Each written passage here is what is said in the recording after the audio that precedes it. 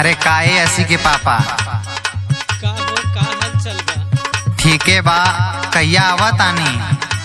का करी हमरे सेठ छुट्टिए ना देते। खाली रोज के रोज तू बहकावेला। नाही हो।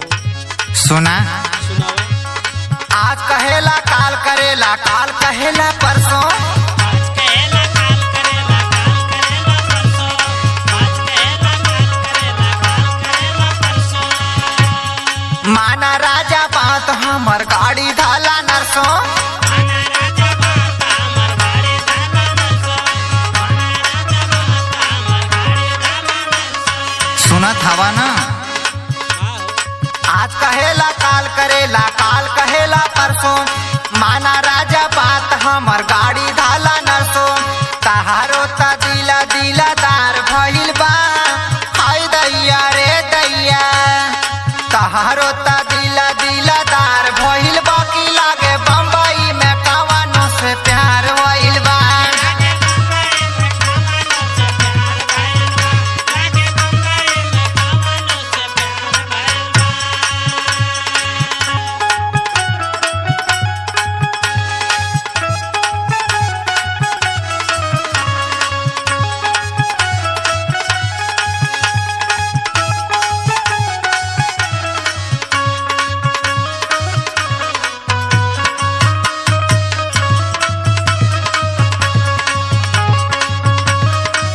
जिया हो गुड्डू भैया बा, मुकेश भैया बा, छा गईला हो ब्रजेश भैया।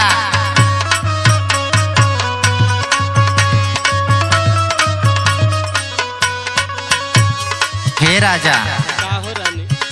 ऐसे आ तो के बहकावत बहकावत दिन तारत तारत आज इतना दिन हो गइल बा। तू समझती ना हो ना हमार मजबूरी। सुना, सुनावा। तहरा गईला के हो गई 4 साल हो। तोहरा गैला के हो गइल 4 साल हो। तोहरा गैला के हो गइल 4 साल हो।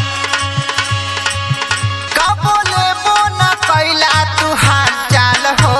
बोले बन गैला तू हाल चाल हो। बोले बन गैला तू हाल चाल हो।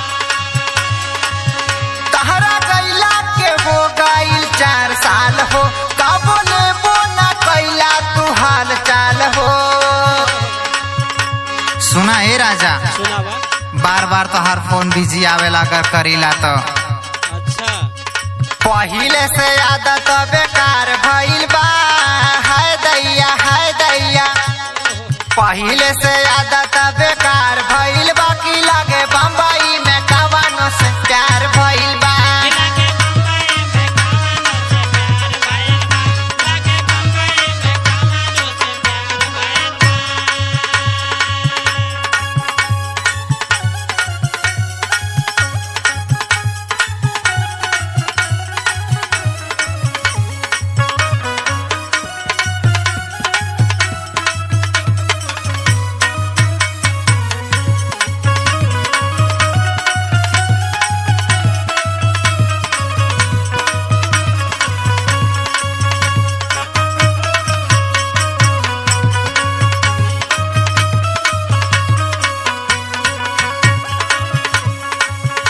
ये रानी, हाँ राजा, इतना चिंता मत करा हो। ऐसा कोनो बात ना, हर महीना तो के पैसा भेजे देता नी।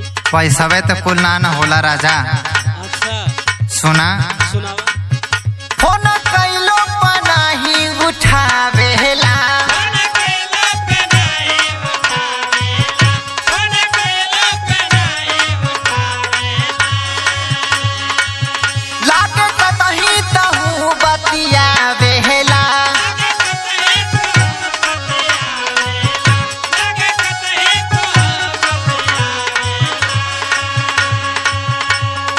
ई तोहार बहुत गंदी आदत बा राजा जी।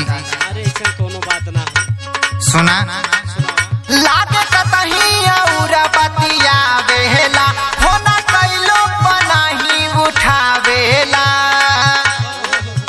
दीपक दारोगा के संग हमें निकार भइल बा। हाय दैया रे दैया, दीपक दारोगा के संग हमें निकार भइल बा। की लागे बम्बई में कवानो से प्यार भइल बा। लागे बम्बई में कवानो से प्यार भइल